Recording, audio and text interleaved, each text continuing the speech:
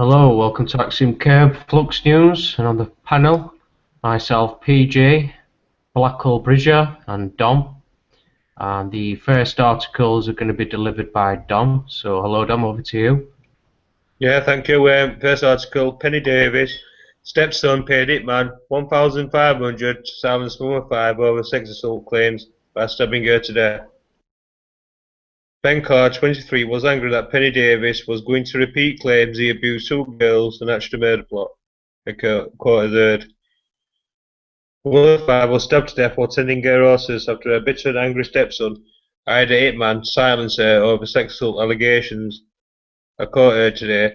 Penelope Davis, 47, was attacked by petticoat crook Justin Robertson, 36, in a remote paddock at Lay Green Farm near Bellew, Ants, on September 2nd last year, it was alleged. Supermarket worker Mrs. Davis, known as Pennie, was left for dead in the field, having suffered 13 separate wounds, Winchester Crown Court answered. The jury was told that Robertson had been offered 1,500 to kill Mrs. Davis by her ex-stepson Benjamin Carr, 23, because she had repeatedly accused him of historic sex offences. Robertson and his close friend Samantha McLean, 28, followed Mrs. Davis from her workplace to the paddock in the week before her death, the court heard. But the murder plot unravelled when Robertson made a grave error and dropped the keys to McLean's car at the murder scene, and later that day made a alleged confession to a neighbour. Mr. Richard Smith, QC prosecuting, said the defendant Justin Robertson had agreed to kill Penelope Davis for money. He had agreed to kill her for the defendant Benjamin Carr. It was Benjamin Carr who had the plan. Robertson and Carr carried out that plan and killed Penelope Davis with the help of fellow defendant Samantha McLean. Mr. Smith said the motive for the killing was to silence Mrs. Davis, as Carr was worried she would repeat allegations that sexually assaulted 2 girls. He said, if you are accused of something like that, it touches you in the most difficult way, all parts of your life. Benjamin Carr was going to be labelled and people didn't look beyond the allegations. Mr. Smith told the court that Carr had consistently and strenuously denied the claims that he had committed the offence in 2006 when he was aged 14. Police had investigated the allegations and he had not been prosecuted. He added, to be falsely accused of something would have instilled in him a great anger and bitterness. The court heard that Mrs. Davis had been in a relationship with Carr's father, Timothy Carr, between 2006 and 2012 when she had first made the allegations. The prosecutor told the jury that last year Timothy Carr was due to marry his fiancée Alison McIntyre. Mr. Davis sent a message via Facebook to Alison McIntyre in the early hours of August the 20th, in which she said that the sex assault allegation against Mr. Carr was going to be made again. Mr. Smith said Carr learned of the Facebook message. So this is a picture of Pennie, who was stabbed 13 times. This is Mr. Husband found her stabbed to death in a field here. This is a little flower in a note. Anyway, Robertson of Norfolk aboard all deny conspiracy to murder. Robertson denies murder. The trial expected to last 4 weeks. So, without reading it all, that's the report on that one. Moving on. Mother whose son was damaged by pregnancy drinking admits, I thought it was good for the baby. A woman whose 11-year-old son suffers from foetal alcohol spectrum disorder has confessed she continued drinking through pregnancy as she thought it was doing her baby good. Sam, who appears in the ITV documentary Exposure When Pregnant Women Drink, due to air on Tuesday night, which is tonight, revealed that she found it hard to give up drinking when she was expecting her son Stanley, who was convinced her habit would not do him any harm. I used to go and have my scans in a couple of pints of Guinness and a brandy, she explained on the show. I thought Guinness was good for the baby. However, Sam admitted that she was never given any advice about drinking while pregnant, and that she had been told that, and that had she been told that it might affect her child, things might have been very different. I just presumed I'd get drunk and it would pass through, she added. I'd never heard of fast. I wasn't told. Had I known the fast, it might have shocked me enough to try and seek further help. And I think, had I asked if I'd like to go to rehab, I'd have jumped at the chance. But I couldn't do it on my own. Sam reveals on the programme that Stanley's condition was not diagnosed until he was 2, and as a result he may never lead a normal life due to suffering frontal lobe brain damage, which affects his cognitive and social skills. Current government guidelines state that women should not drink at all during the first 3 months of pregnancy, and thereafter limit themselves to 1 or 2 units a week if they drink at all. However, the programme presents shocking facts that may well put expectant mothers off completely, with the one expert saying that just 1 unit of alcohol can stop the 40th breathing for up to 2 hours. Some of those featured on the show said the advice of alcohol consumption in pregnancy was conflicted, with one adding, "The internet tells you all sorts of different advice, I got confused." Exposure when pregnant women drink is on RTV at 9 PM on Tuesday night, which is tonight, so it's been on now, it's just gone off. You can watch on record. If you're worried about if you're pregnant, you're worried about your baby, if you're drinking, then watch that programme.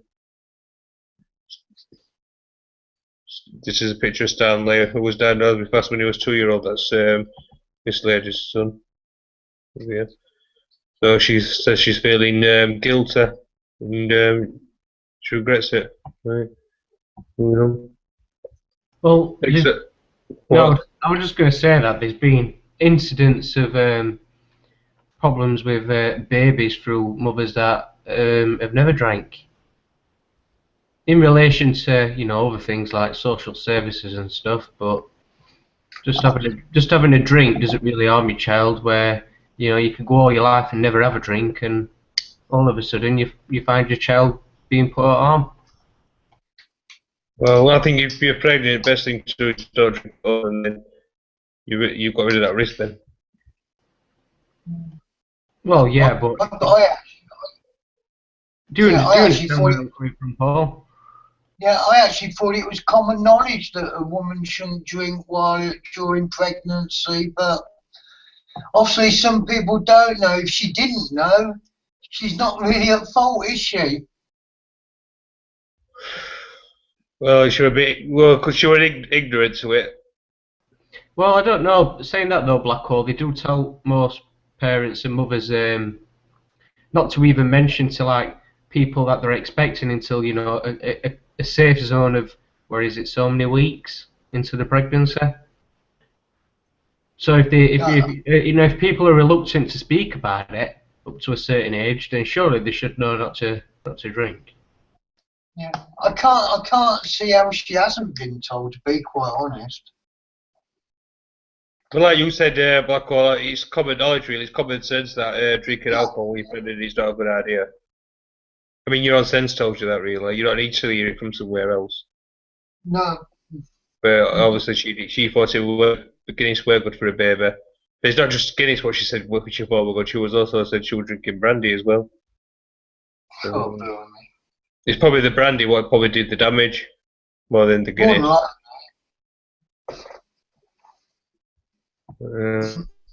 Third article is even on £40,000 a year, nobody wants to do this job. So this is a job being advertised for £40,000 a year, 12-hour shifts. Do you want to do it? Well, let's have a look. Salary, well, job title, chicken sexer. Salary, £40,000 per annum. Hours of work, 12 hours a day. Job description, state chicks backsides. Despite the generous salary, nobody wants this job.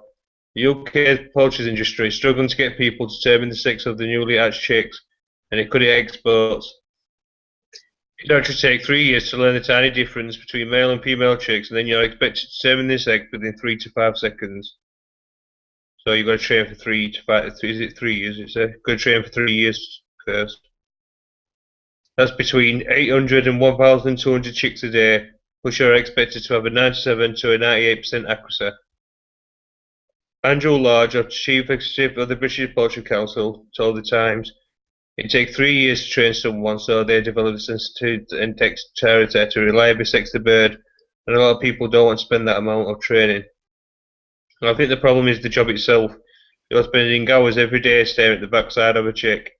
That is not seen as being attractive. In Southeast Asia, a chick sexer is a high status job. In the UK, it is more likely to be the butt of humour. Well, there's a little video here anyway, 40 seconds long, what tells you how you can look at the sex of a baby chicken. Ready? Yeah, I was going to play this over now. Just let me know it comes through alright. So if you are wanting to apply for this job, have a look at this. If you think you can do this, then why don't you apply for it? 40,000 a year. Alright, let's have a look. But you know it's going to go to a Today I'm going to Asian immigrant. show you how to determine the sex between a boy and a female chicken. No, it's So green I've got the rooster here. Now you can. There's enough in there. Coming through. Come on now, come back to the beginning again. Come on now. Alright, Right. we'll start again. Okay, today I'm going to tell you and show you how to determine the sex between a boy and a female chicken. So first I'll get the rooster here. Now you can tell it is a rooster by the length of his wings. So on here, they stay nice and short up to about there, and then they will get longer. As you can easily tell, they get longer, and that is how you know if it is a rooster. And with the female, there we go. You can see that hers stay about the same length all the way around. So that means that she's a female. Yeah, so, yeah. Very interesting, that. For 40 grand a year? Christ. That's an easy job. Back over to you, Dom. This is an easy job, though. I'll give him that. Got yourself on mute, by the way.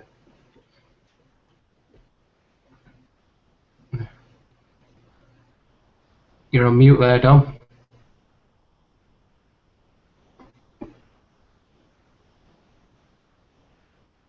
Still appears me. Dom, you're on mute. Can you hear us, Dom? Oh yeah, sorry, I've just been talking there. I thought I'll put myself on mute. Something about that. I just wanted to say, yeah, it's a very stressful job. That it's not an easy job. Sounds a lot of money, but it's very stressful. If you want to set that job, then yeah, take it. Maybe some of these MPs might want to consider it as a second job.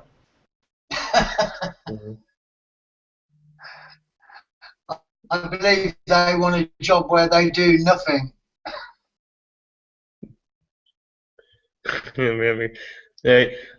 One flies with that caterpillar crawls out of man's burger. So apparently he's been bought a burger and he's seen a caterpillar in it. A man who saw a caterpillar wriggling out of a burger left the restaurant and vomited out of sheer disgust. Head's diner at the Metro Centre, South Shields, told the disgusted diner to ensure that the meal would be on the house. South Shields, is that Newcastle, anyone? Or is it? I don't know. It's yeah, there's North Shields and South Shields. It's up near Newcastle, yeah. Right. The man who didn't know what to be named said, I put the burger down for a drink and there was something funny. I looked down and saw a caterpillar crawling out of the burger. I was sick later that evening. I just couldn't believe it. It was like something from a nightmare. I was offered a £50 voucher and £100 to the charity of my choice, but I'm never going to eat there again. A spokesman for Ed's Easy Diner said, this was unfortunate, but an isolated incident at our dining game said, all our lettuces sleeves are washed and sanitised individually. Well, there's a little video here what I can play. You know, I'll just cut that sound to it. This is it.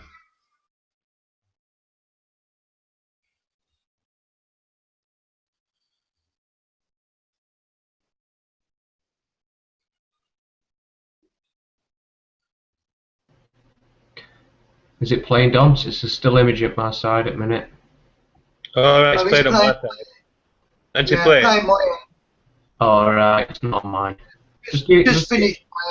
give it another play, Dom, just in case those didn't get to see it.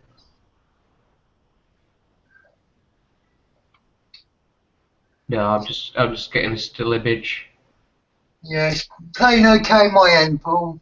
Alright, no worries. It's probably too fast for your computer. Right, that was it. Well, on my opinion on this, I think it. So, on my opinion on this, I think it could easily, well, not easily have happened. I mean, all lettuces are washed. I mean, sometimes you can get caterpillars do go on lettuces, don't they? It's just obviously this one's got fruit in it.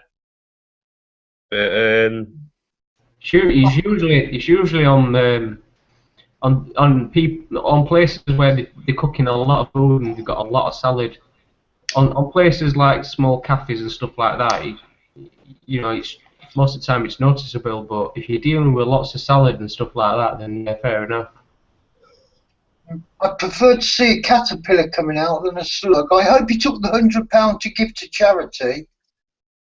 Yeah. I mean, I don't think he should have exposed. I mean, he's called Ed's Diner at the Metro Centre. It sounds to me that he's a small business. I don't think it's really fair for him to be exposed like this. He could lose his custom over a caterpillar. I mean, it's not like they saw a rat in his place. It makes no difference, really. If you never ordered it, you shouldn't be. I mean, some people eat caterpillars somewhere, don't they?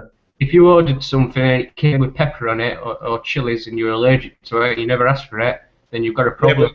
Yeah, but the cat, no, but it's easy to happen because the caterpillar itself is green. The lettuce is green. Making a mistake, putting pepper on something is easy. It can easily happen, but it means a lot to the person who's going to end up eating it. Yeah, it'd be right to do what he did, complain and that. I think, yeah. Oh yeah, I'm not saying he shouldn't have complained. I'm not about exposing him, putting video on here. Well, I've come across a lot of people who do it for free food. You know what I mean? They'll just chuck one in just to make it like there's something in it, so pay for it. But that's obviously not fair. But if that is a genuine case, then exposing him, it depends on what he did about it after he made his complaint. If the guy was reasonable about it and did the right thing, he would have had no need to expose him. So obviously somewhere down the line, it's caused this guy to. I was offered a £50 voucher and £100 to the charity of my choice, but I'm never going to eat there again. So he was offered something. I think that's reasonable that he was offered £50, his meal free, and £100 for a charity of his choice. So they've tried to placate him, haven't they? Yeah, they have. Yeah. I mean, you won't get that at McDonald's.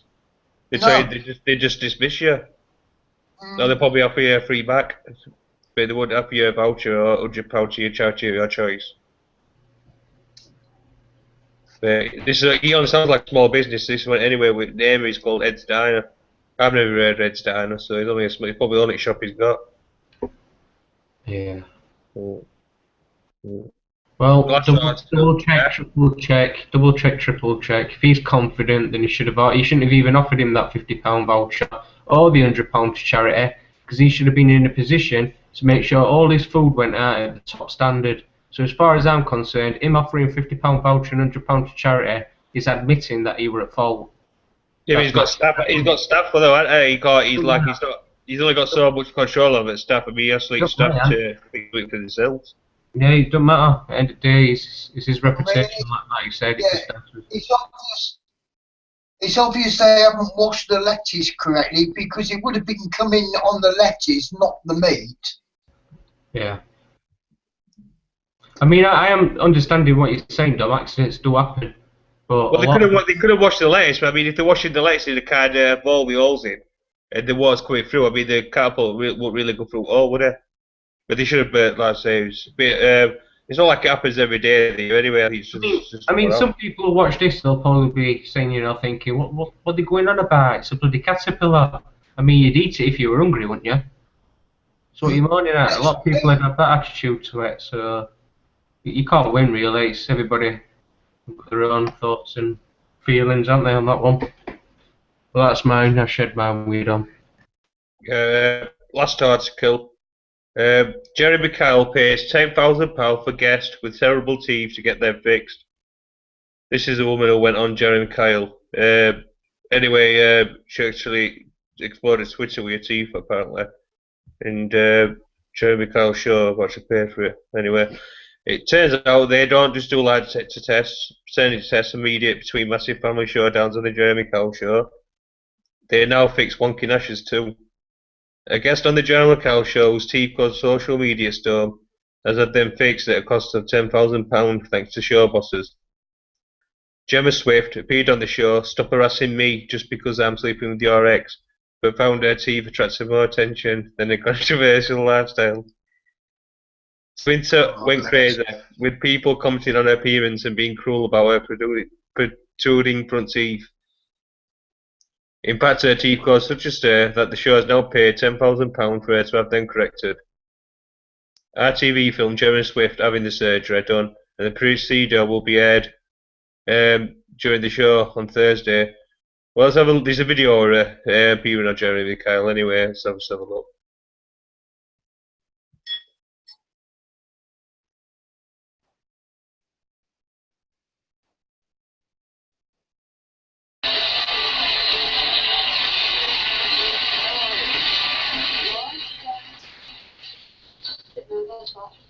Are you? You're a bit nervous. Can you explain to me what friends with benefits means? Basically, I've been sleeping with the ex-boyfriend. Let's just talk a little bit in detail before I start, because Leona and Tony were here some time ago on this show. They were in a relationship that ended. You and he have been best mates for a long, long time. Yeah? A long time before I was even mates with her. Like, we were together, we were not together, but we were best mates. I can't really hear you. But we were best mates and that, we still have been best mates. How long have you been with him? I'm not actually with him. But you are sleeping with But him? I am sleeping with him, yeah. How does that happen? You've never done, right? Are you ready? Can you carry me off the stage?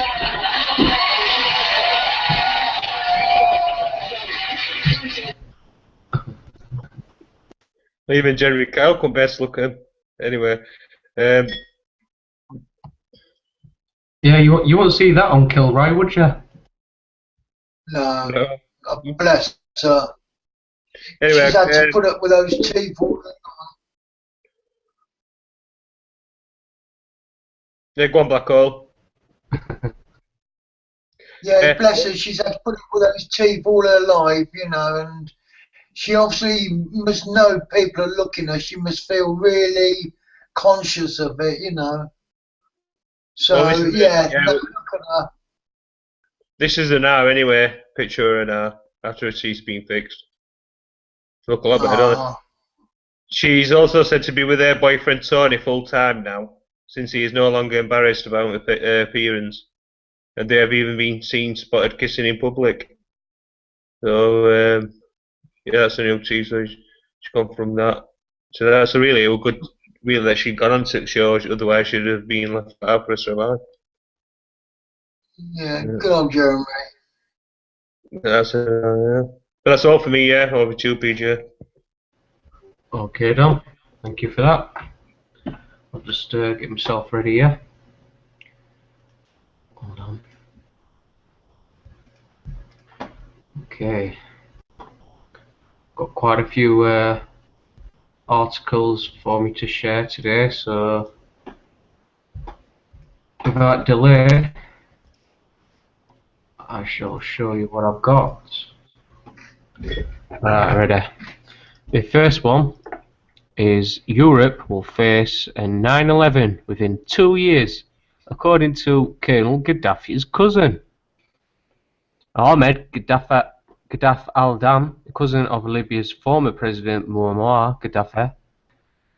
Colonel Gaddafi's cousin predicts a 9/11 in Europe within 2 years, as Islamic State militants join thousands of migrants beating a path to Europe. His warning comes as Home Secretary Theresa May says Britain's terror threat is grave and growing. Ahmed Gaddafi al-Dan, formerly one of Gaddafi's most trusted security chiefs, estimates a minimum of 500,000 migrants will make their way from Libya to Europe in 2015. As the Islamic State, IS, formerly ISIS and ISIL, increases its foothold in the North African state.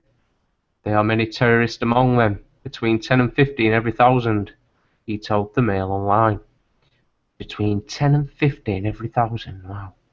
They are going all throughout Europe. Within 1 year, 2 years, you will have another September 11. The former security chief made the remarks in Cairo on Monday during an interview with the newspaper. He has reportedly since fled. Following his comments, Britain's Home Secretary Theresa May said, Britons continue to face the risk of a terror attack. She added, everyone in the UK needs to play their part to help fight the spread of radicalisation. So everybody in UK needs to play their part to help fight the spread of radicalisation. So what do we do then? Do we just like report people if we think that they're extremist? Well, that has been one of the things, you know, they've put it on the buses. If you see something, say something, so people have, and then they've been arrested for it. And other stories, but let me just finish off with this one. IS gaining ground in Libya.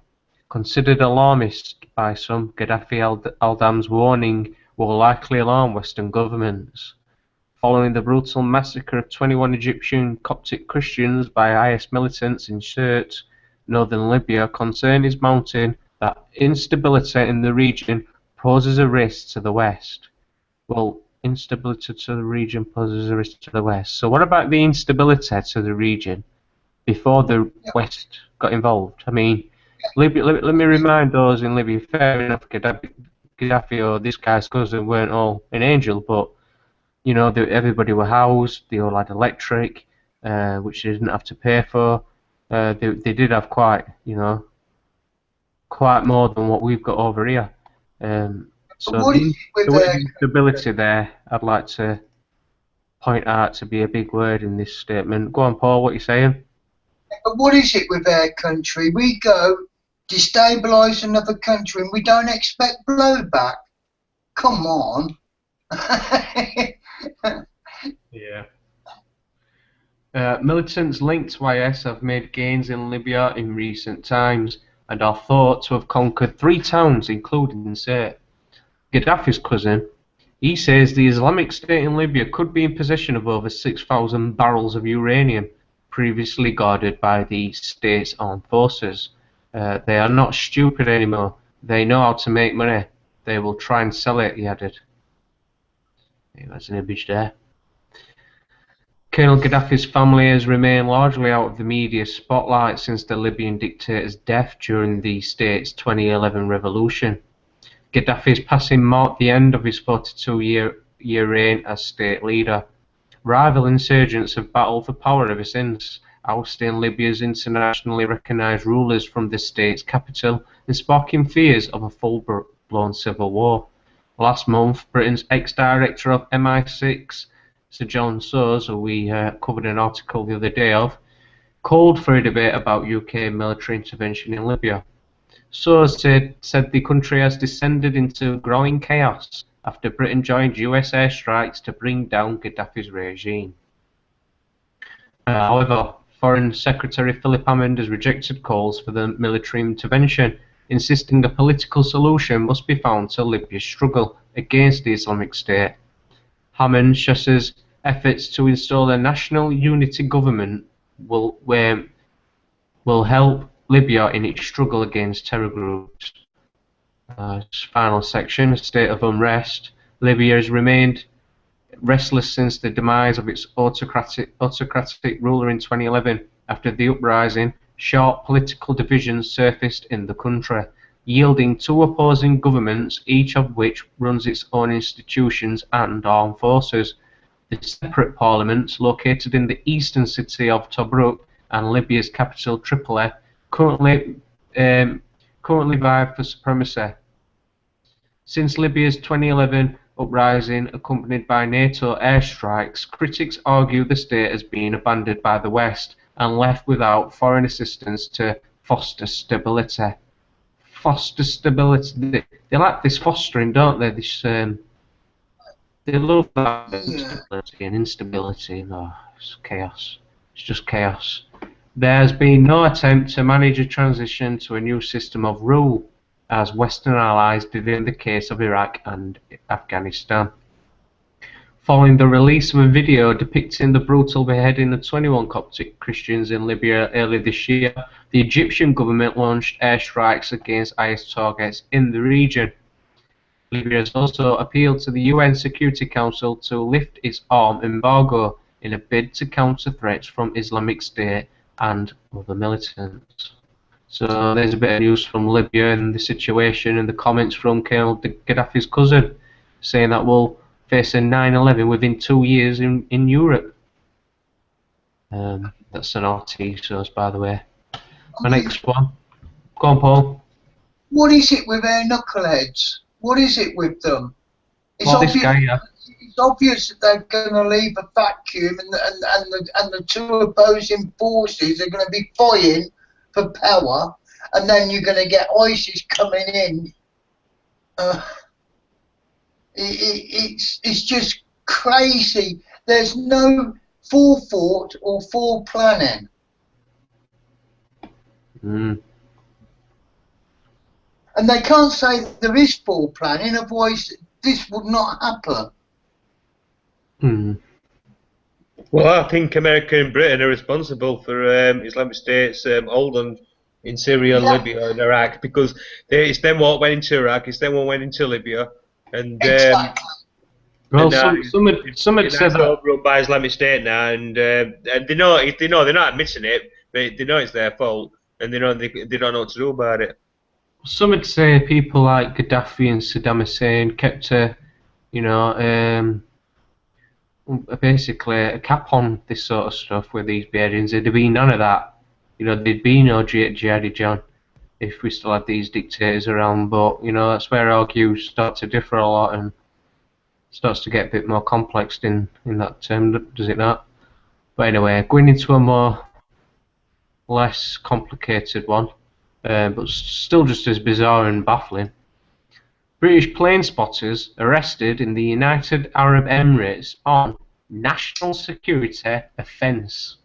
So it's a national security offence to be a plane spotter in the United Arab Emirates, according to this article.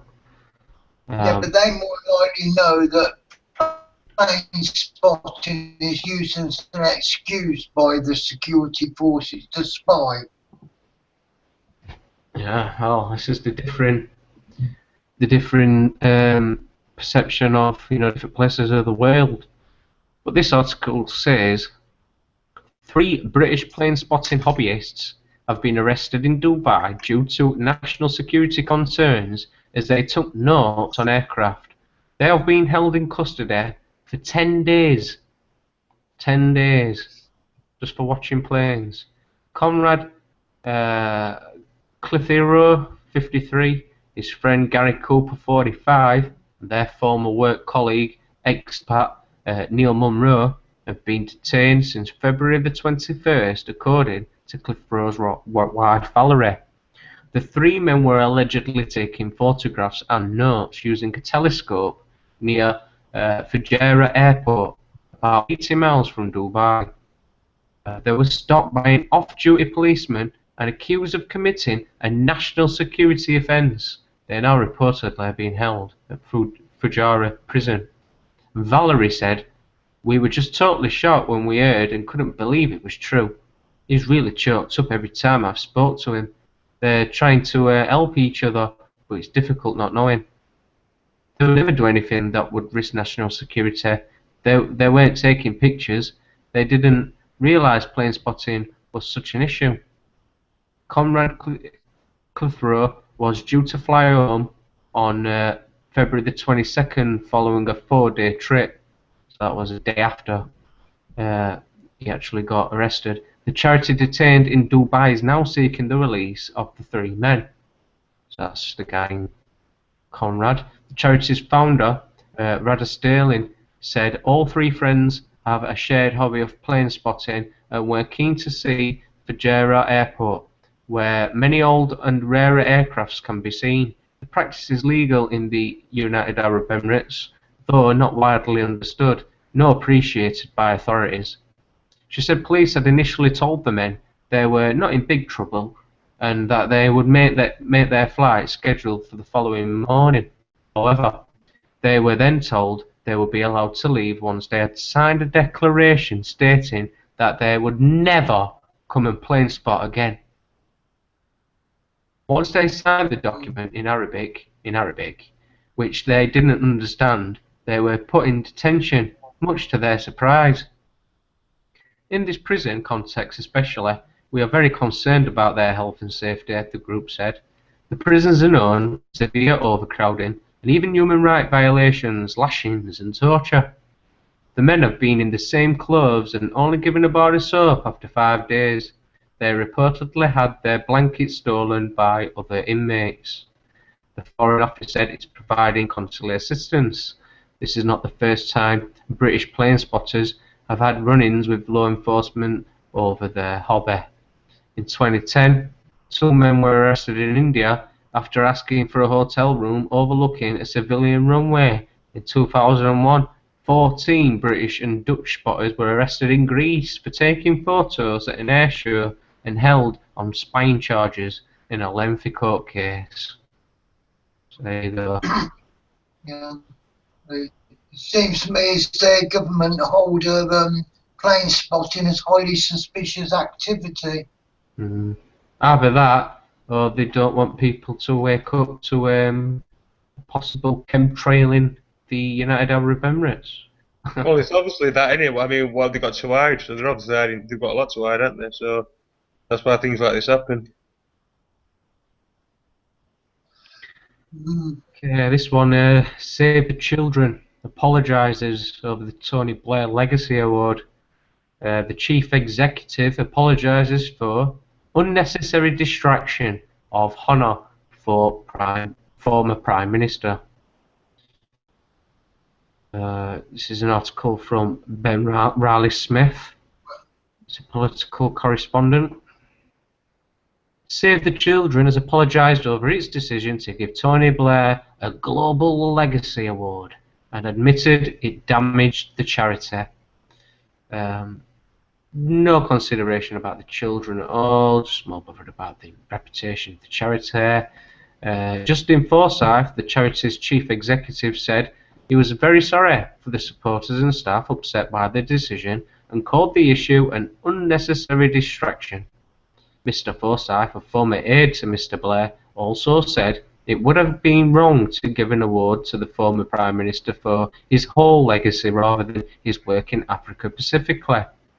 The public apology, which came during an interview on BBC Radio 4's Today programme, comes after a heated backlash to the award after it was announced in November.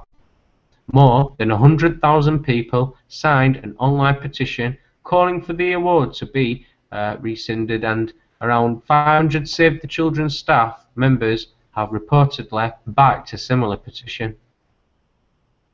So it took them quite a while, but at least some sort of reverse acknowledgement of what this guy really is all about and the awards that he really should be getting, and it's definitely not Save the Children. Moving on, because we could spend a day and a half talking about Mr. Blair. This one got stuck, has it? Teflon Sony. He's losing his Teflon Sony. Oxfordshire grooming victims may have totaled 373 children. So there's a few faces here. It's from BBC. Yeah, is it not funny how the BBC is showing Asians, trying to put Asians, mark them as real bad people? What about all the high white people that are into this and doing it? Yeah, well, we're not going to be focusing on, you know, their place of birth or as such, but the actual allegations and things in concern of what these people, as you can see, have been doing. The inner parts of these people, the inner workings, nothing on the exterior or where it was created or where it originated, apart from the fact that they've been doing it. The report was published following the jailing of 2013 of 7 men who targeted vulnerable girls and plied them with alcohol and drugs. As many as 373 children may have been targeted for sex by gangs of men in Oxfordshire in the last 16 years, a serious case review found. The investigation came after a sadistic sex gang of 7 men were jailed in 2013 for abusing 6 girls in Oxford between 2004 and 2012. Thames Valley Police and Oxfordshire County Council made many errors in that case and could have acted sooner. A victim of the gang said the issue had been swept under the carpet. Of the 373 cases, the council said about 50 victims were boys. Failed to see the grooming. Speaking at a press conference, the chair of Oxfordshire Safeguarding Children Board, Maggie Blythe, said, "What happened to the victims is deeply disturbing. It is shocking that these children were subjected to such appalling sexual exploitation for such long. There was a culture across all organisations that failed to see that these children were being groomed in an organised way by groups of men." Speaking in the House of Commons, Oxford East MP Andrew Smith called on the government to set up an independent inquiry.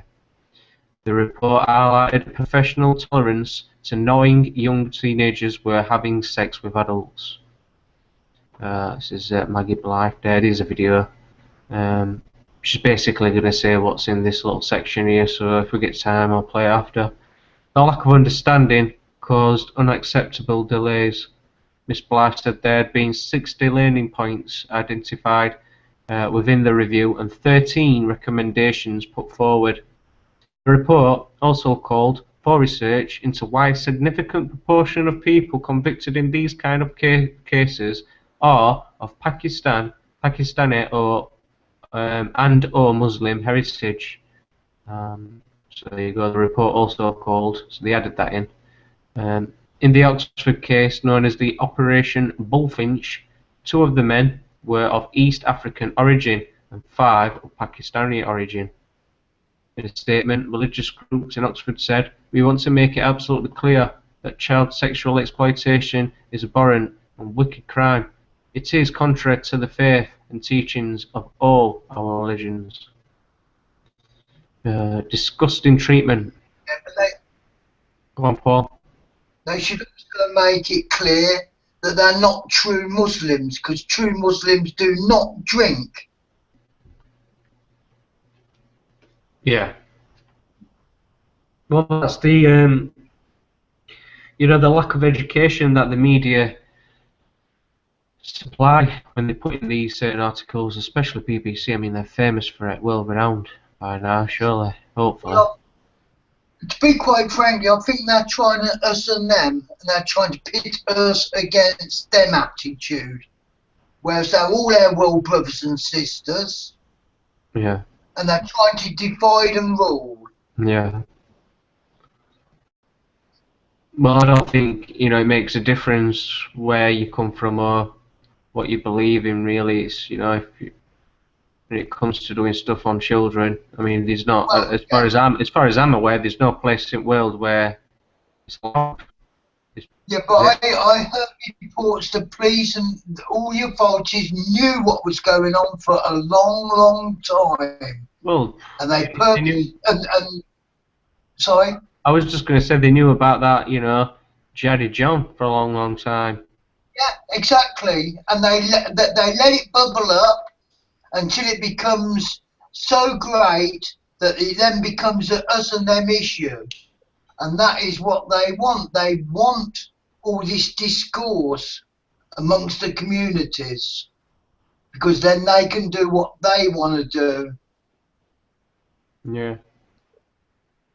I mean, it's not hard, surely, to understand that for any Muslim out there, they're certainly, you know, if this is going on, which it obviously has, then they'd want these people brought to, you know, account as much as anybody else. So Yeah, but there are just as many people white don't think that with the articles that get put out. They think, oh, if you're Muslim, then you're obviously, you know, you're going to be supporting these people and you're going to try and do everything to protect them and stick up for them and, you know, go against the system and accuse everybody of lying and that's when everything goes wrong. And you know, there's many white folk that are doing this dirty deed, this paedophilia, and just to have all these coloured guys, all these Muslims, all in one like cell-like type thing.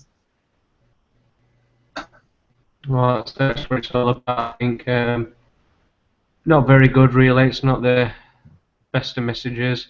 Chief Constable Sarah Thornton is leaving the force, while Council Chief Executive Joanna Simmons may be made redundant. So there you go. That Jo Simmons, she got a big payoff. No, And the report was done, and it was held back until she was made to step down. Well, this article says here, the chief executive of the county council, Joanna Simmons, has resisted calls to resign, but may be made redundant this summer after proposals were voted through to axe the £250,000 per year post as part of savings. So no doubt she's going to be definitely getting the kick and given a nice payout. If you're saying she's already took that.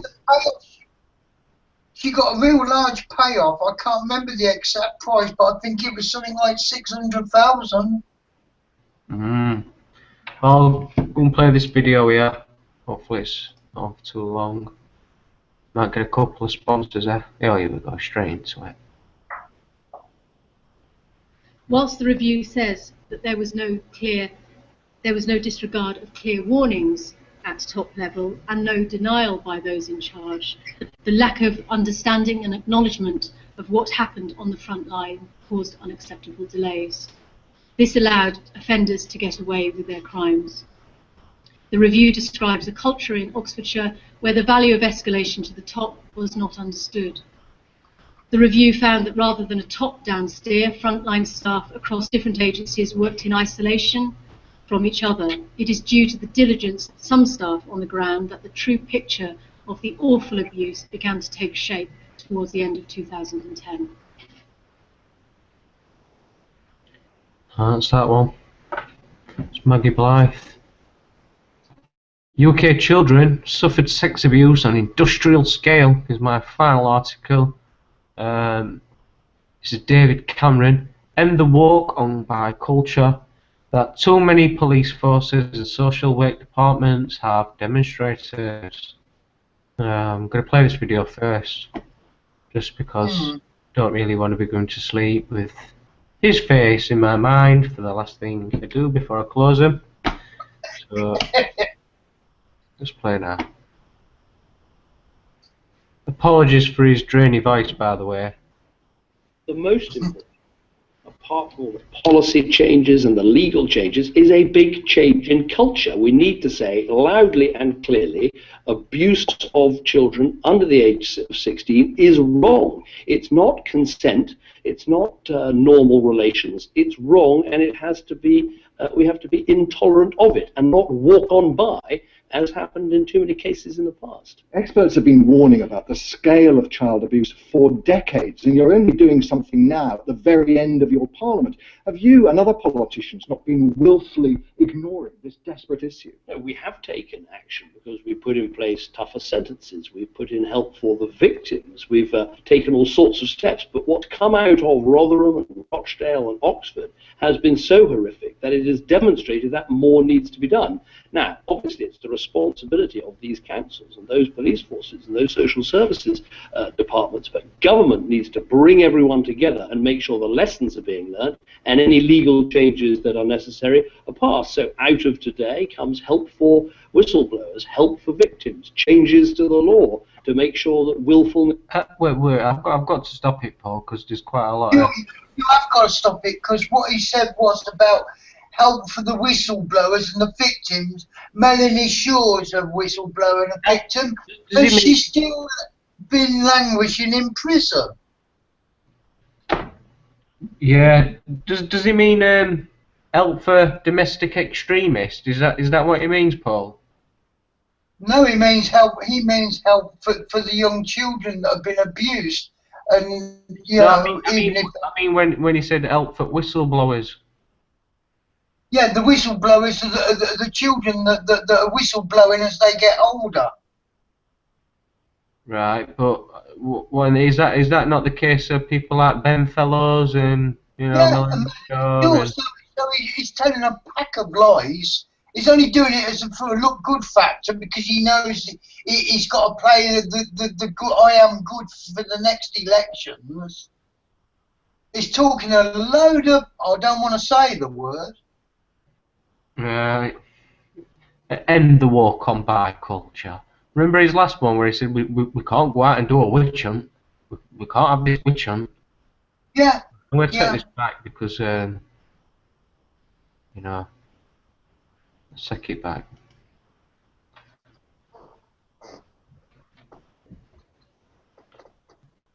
It's going to spin now. It's going to keep spinning and spinning. I'll refresh it, shall I? Well, anyway, it's quite expected, to be honest. Probably can't find it now.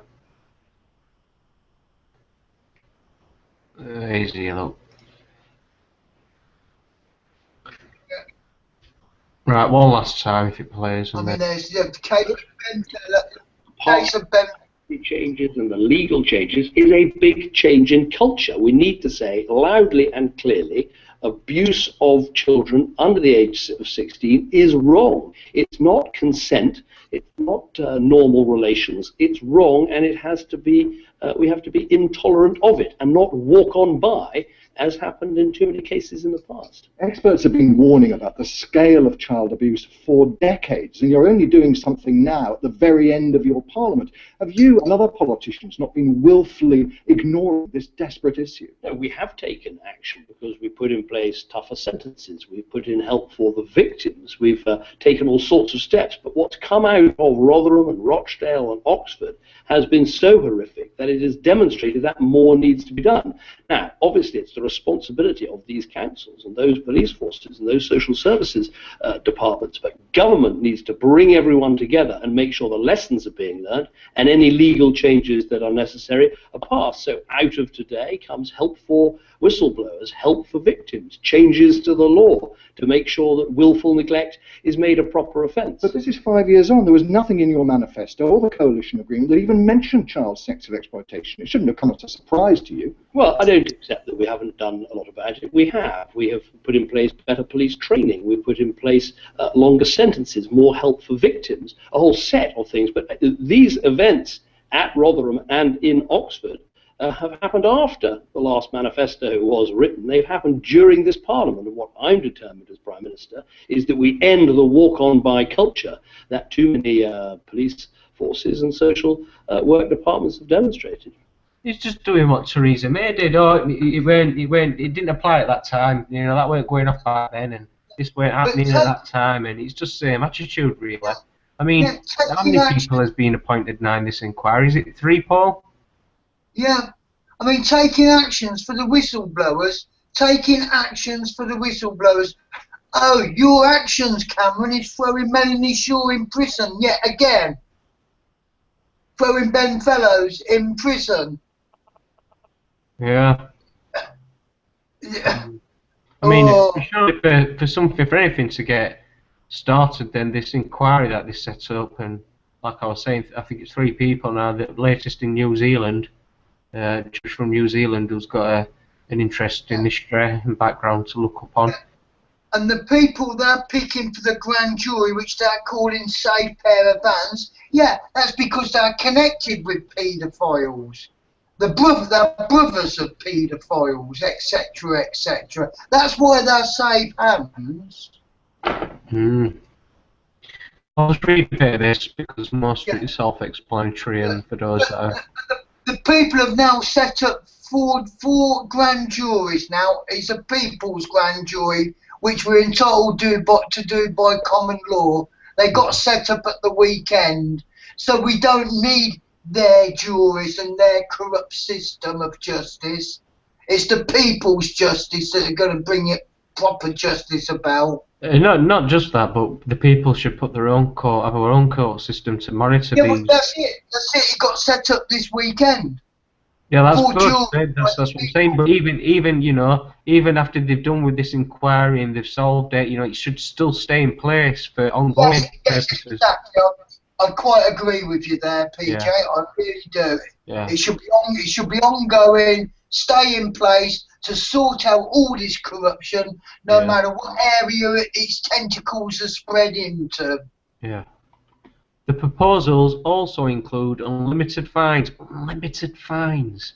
for individuals and organisations shown to have let children down.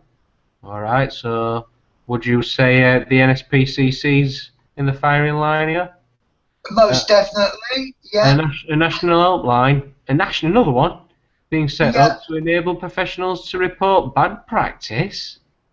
Oh, that's another way they're routing so they can hammer on to the people, hammer on to the whistleblowers, just like Childline was. If you're a whistleblower, don't go and contact all these medias and other independent. Just ring this, this helpline we're going to set up, and we'll filter it all through and sieve it all out and cover it all. Cover it up and slam the people that are phoning up in prison and shut them up. Senior staff who leave councils after abuse councils having payoffs clawed back if it is shown they failed to protect children under their responsibility. Well, we could list names, but I'll move on. Labour has criticised the plans as a missed opportunity, saying the government is not going far enough. Well, what did Labour ever do? Yeah, exactly. They're all as bad as each other, and that's why the peoples are setting up their own grand juries. There was 4 set up this weekend, and that's just for starters. Well, Labour, they did bring us this guy. Yeah, but I mean, as soon as the politics are involved, they'll be covering up for their buddies in the big corporates, you see, that are all involved in it. Yeah. It is now deemed a national threat akin to terrorism and major civil disorder, but the issue of child sexual exploitation was not even a footnote in either the Conservative or Labour manifestos. No, indeed, in the coalition agreement at the last election. So why is it now they're keen to talk about it, Mr. Cameron? And yet, this is hardly a new problem. But what he said is more or less like, we sort the whistleblowers out. Yeah, in what way are they going to be sorted out? Like you're sorting out Melanie Shaw and keeping her quiet, shoving her in a private Sodexo prison, not allowing her bandages for a bad leg. Yeah. Allowing other prisoners to bully her. You know, she's been totally abused all over again by the system yet again. Yeah, I was saying experts have been warning for decades that up to 1 million children in Britain are victims of sexual abuse each day. If willfully ignoring the problem is now to risk being sent to jail, some might argue our political leaders have questions to answer. Questions too about how today's strategy will improve matters on the front line. While there is broad support for measures encouraging a greater priority for child sexual abuse and measures to deal with what the Prime Minister called the walk on by culture, will threatening social workers with jail if they fail in their duties encourage high quality applicants to join and stay in the profession. Many councils report a high level of social work vacancies, particularly in more senior roles. So-called blame culture is itself blamed for a shortage of qualified staff, while more money was today announced for victim support groups. Local authorities point out that since the election, there's been a 20% rise in children referred to social services in England, a 42% in children given protection plans, but a 40% real terms cut in council funding. For many, the political focus on child sexual abuse is welcome, but long overdue. So if they're in for protecting the children from child abuse, why is it tomorrow morning that Robert Greene has another court appearance and he spent over a year under house arrest? He spent 2 terms in prison, and his crime was he's sticking up for the children that have been abused. So if they're supposed to be protecting the children, it's a funny way of protecting the children. If somebody's sticking up for them and he gets thrown in prison, he gets punished. That's a funny way of sticking up for children that are being abused.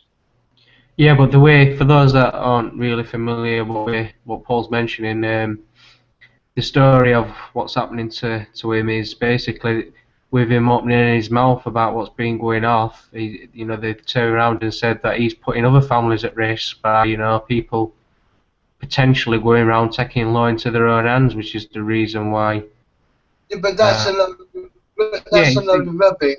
yeah, it's thought police, really, isn't it? You know. They just want to shut him up. I mean, Yeah. why was he not allowed to use his computer or anything while he was under house arrest? No. Why was he not allowed to communicate in his normal fashion, a normal daily fashion? Because they don't want him talking to all the correct people and gaining. Probably, Paul, the same reason why children who are in foster care aren't allowed computers or internet access themselves, eh? And why was it that Jack Straw said children are not allowed to complain if they think they're being maltreated while they're in care? Yeah, I mean, just going back to what I've just mentioned, Paul, they can't really say, you know, well, you can't have kids on internet because they'll be looking up this and they'll be looking up that. Well, no, not really, because there's ways to get around managing that in this day and age. And they also encourage computers in the schools, education system. Yeah. So basically, there's probably the real reason to why they don't allow them access is because they don't want them putting emails out to organisations and contacting people, you know, exposing people who are committing these abuses. Exactly, because they're frightened of who they're going to expose, who's done it, who's committed these crimes. That's my fault, anyway, that's my opinion. Because he's on the whole, he's not the dirty man on the dirty Mac on the corner of the street. Far from it. In fact, it's more the antithesis of the man with the dirty Mac on the street. Yeah. Yeah. So that's the other potential danger is not just the abuse that's gone on, but on an industrial scale, but also the steps to take to solving and putting this stuff back as, you know, as it should be. That's what we don't see materialise. They seem to be dodging everything that gets and if they thrown care at them. about children, why are they still stealing children from adequate parents and putting them into foster care, and they're taking children away under the basis they might be in future emotional harm? Well, surely they're causing more emotional harm taking the children away from the adequate parents and pushing them into foster care. It just reminds me, Paul, I mean, it's slightly on topic, but it's going off a bit. It's just my own little story what I want to add before I finish off. Where, not too far from where I am, there's an hospital, and this part of this building, this children homes that were bought, it were bought and paid for by, I forgot the guy's name, but I'll remember it eventually. Anyway, it was in 1894, and he built this massive building for, you know, people, for children, who orphans and that, for them to live in. And the next section from that was where they put all the, you know, the single mums. Right, and he bought that for them. I paid for it out of his own money because, you know, and he give it to the children. Right now, the hospital, it's an abandoned building. They use it to store things in. I mean, they don't make any use of it, and it's just a message that he sent across where, you know, back in 1894, this guy, you know, paid out his own money to get it all built, and he give it to the children, the orphans. You'd think they'd use those facilities properly, wouldn't you? Yeah. Yeah. But they don't even, you wouldn't even know. And the only reason why I know is because there's a carved stone within it, you know, like a plaque sort of thing. Yeah. And it's got words carved into it, and you can read it. And that's what it says, but I'll get his name anyway next time I go past. Yeah, but the council, they make a heck of a lot of money for each child they take, and that's why a lot of children are being taken unnecessarily from the parents. But, you know, I'll bet a lot of abuse went off back then. Anyway, that's the end of my rant on child abuse. Good articles, PJ. Any comments from yourself, Dom? I don't think he's still with us. I think we've lost Dom. Anyway, that's all from me, so till tomorrow, do join us again for some more Flux news. And if you're ever wanting to, join us one day and get involved and put some articles out for yourself, you can do that. Just go to the website axiomcurve.org and have a little click about on the help button there, and you can contact us, and one of us will get back to you and we'll arrange for you to be on a live broadcast. Until next time, take care and look after yourselves, and if you see some abuse, make sure you report it to the right people.